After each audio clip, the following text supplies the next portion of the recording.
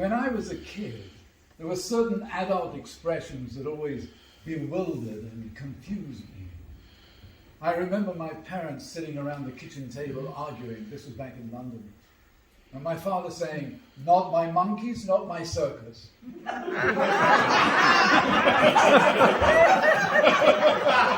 I said, "My dad has monkeys? Where?"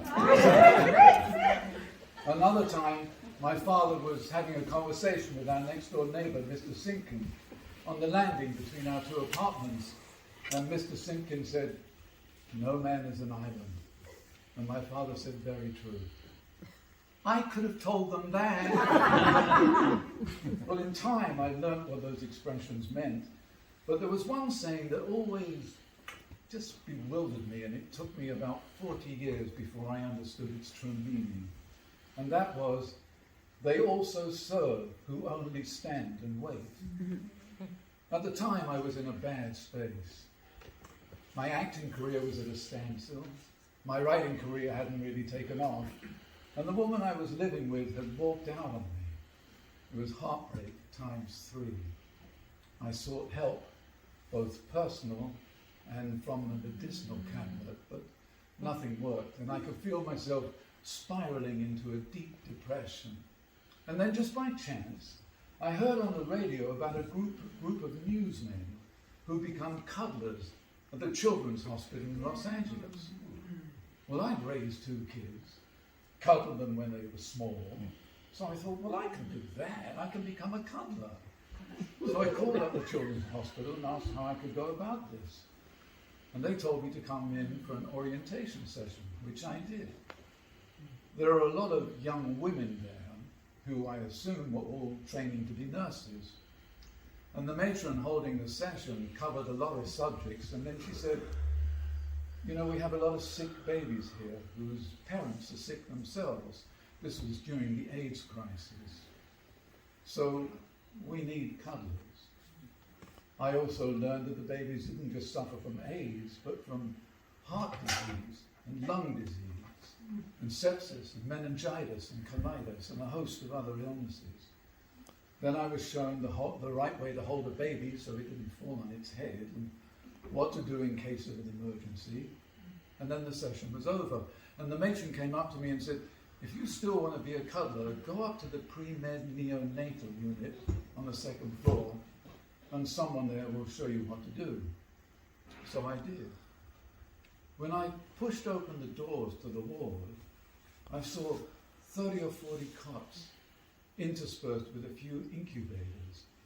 There was an eerie silence in the whole room, broken only by the howling of one baby, and the squeaking of nurses' shoes on the floor, and the constant beeping and dinging and whining of the banks of monitors behind each cot.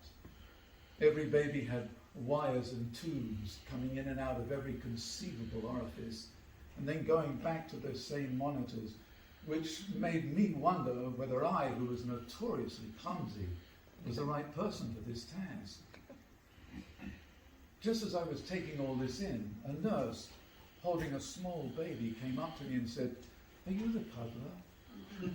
I said, "Yes." She said, "This is Jackie. Why don't you go in that side room over there and cuddle her?" Well, Jackie was swaddled like a mummy, only her face showing. So I took her in my arms, went into the side room, made myself comfortable, and began to cuddle her. I said, "Hi, Jackie. How are you doing? My name's Peter. I hope we can become good friends. I hope even more that you get well soon so that you can go home to your mum and dad, because I know they miss you, little Jackie."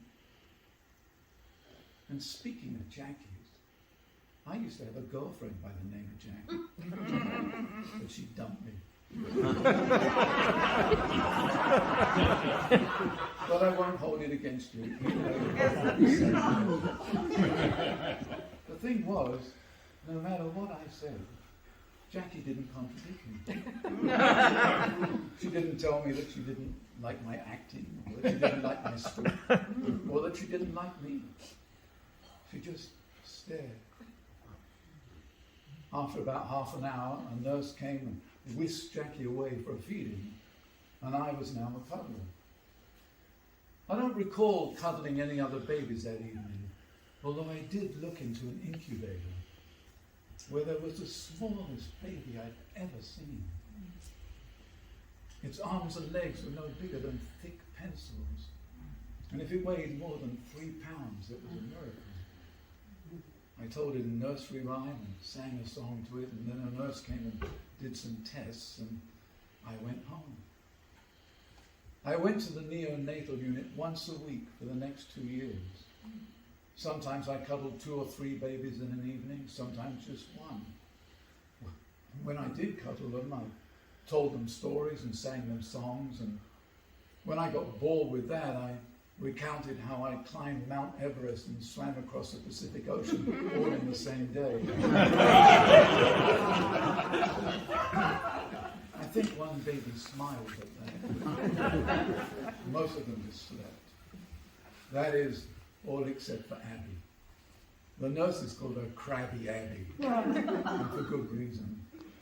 She would be given to me as swaddled as any of the other babies, but within 10 or 15 minutes, she'd somehow wriggled out of her blanket, and now I had to try and cover her and hold her at the same time so she didn't fall on her head.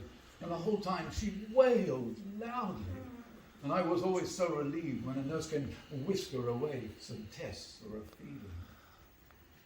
But Abby notwithstanding, what I loved about cuddling was that there was no pretense that it was something other than it was.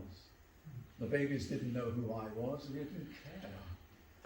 And I had no illusions that I was doing anything special other than giving a baby a little bit of comfort for every 5 or 10 minutes that I held him. Still, as the 2-year mark approached, I was feeling a little dejected. For one reason or another, I wasn't holding any babies anymore. So I was just spending my time in that little side room. And what made it more disappointing was that during that whole 2 years, I'd not seen one parent, nor one other cuddler. So I thought, yeah, this is probably a good time to quit. So there I was on my last day, sitting in my little room, when the door opened, and a man poked his head through, and he said, "Are you the cuddler?" I said, "Yes."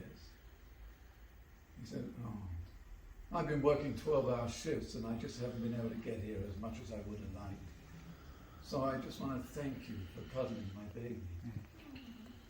Well, I had no idea which baby was his, but for the first time, I understood the true meaning of that phrase. They also serve who only stand and wait. It was my pleasure, I said, and I've never meant anything more. Thank you.